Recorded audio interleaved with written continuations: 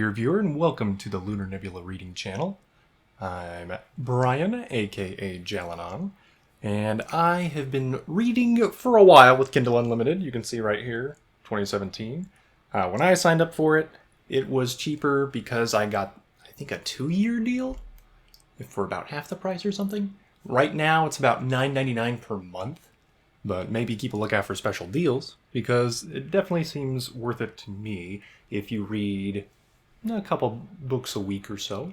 You know, it's once again about $9.99 a month.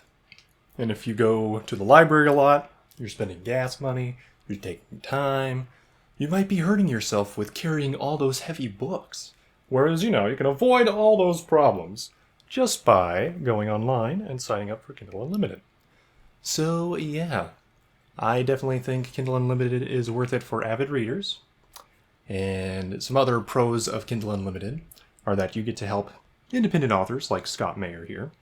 I would say if you're an adult who's liked Terry Pratchett books in the past, you will probably like Scott Mayer. He's pretty fun.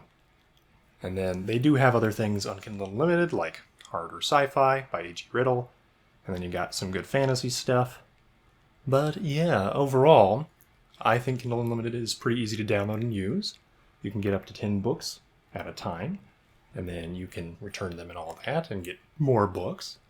It's also pretty easy to leave ratings and reviews to Amazon and Goodreads. And of course, if you join Amazon Smile, then I think a portion of even Kindle Unlimited might work. I'm not certain about that, but hopefully it is true.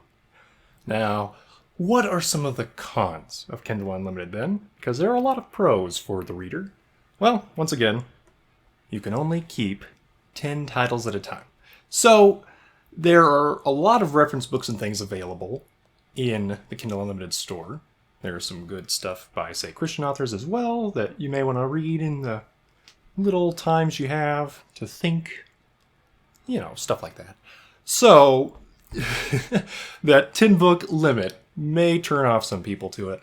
Once again, though, you can return the books. So if you're in the middle of reading a book, you return it in order to get another book, and then you try to get this book back again. Like, say, I turn in Life in the North again, and I've read 10 pages or something. It will forget.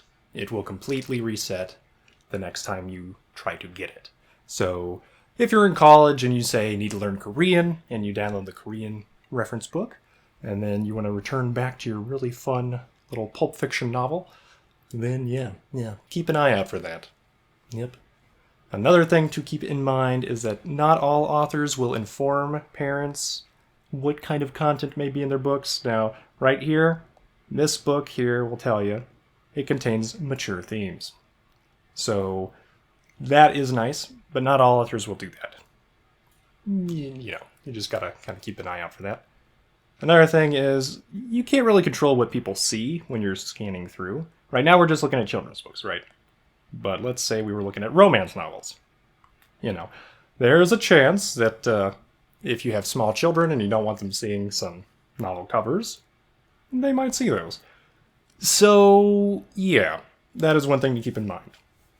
Now, on a pro side, children's books can get kind of expensive, and if they like reading a lot or just seeing fun pictures a lot, this does seem worth it for parents in that sense as well, because you can get quite a few things with Kindle Unlimited. Now, for authors, as of July 2019, Written Word Media had reported they pay per page for authors, so that's kind of how they make money with Kindle Unlimited. So, if a book has 300 pages, and they're making about half a cent per page read, you can expect an author to make about $1.50. So if their book is $3, they're making about 50% royalty, instead of that 70% that they normally make if you just bought it outright. So I'm not sure if Kindle Unlimited will be good for authors in the long run. You do get a lot more exposure because, once again, for avid readers, you're going to read a bunch of stuff and just keep going through. But yeah, another con I would say of Kindle Unlimited is that once you've kind of set a pattern of books you like to read, it will continue to lock you into that pattern. So it is harder to find books that you may want to try that are new once it's like, oh, hey, you like these types of stories, huh? So that can get annoying. But thankfully, there are still lots of little areas like you can check out the reference section.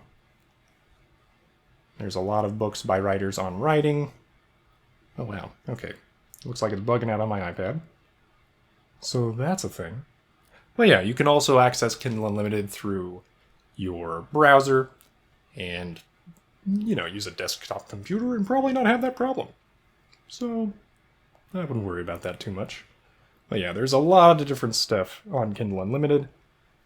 I would say in my heyday, I was reading 3 to 4 books a week when I had the time, and it was definitely worth it then. Yep. So for readers who are mature adults, I would highly recommend Kindle Unlimited, especially if you like reading a lot and helping out independent authors.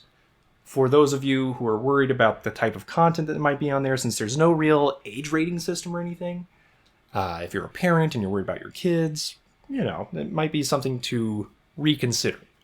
Overall, though, I think it does a pretty good job of giving you choices and giving you a lot of freedom. And frankly, if they did introduce an age rating system, it might not work that well, since you never know what somebody else is going to think is appropriate for their child, right? So, it is what it is. But overall, I'd say for adults, Kindle Unlimited is definitely worth it if you're an avid reader. So, thank you for watching this review of Kindle Unlimited. Leave a like if you've enjoyed it. Share this video with a friend you think would also appreciate a review of Kindle Unlimited. Comment below and if you want me to try out anything else. Like, I've pretty much been shoehorned into Kindle since my uncle bought me a Kindle as a teenager, and I've kind of just always been into the Kindle system. But I know there's the Nook and some other ideas like the Kobo, and I've just never tried those out. So let me know what you think. And yeah, subscribe if you want to see more Lunar Nebula reading videos. Have a great day, dear viewer.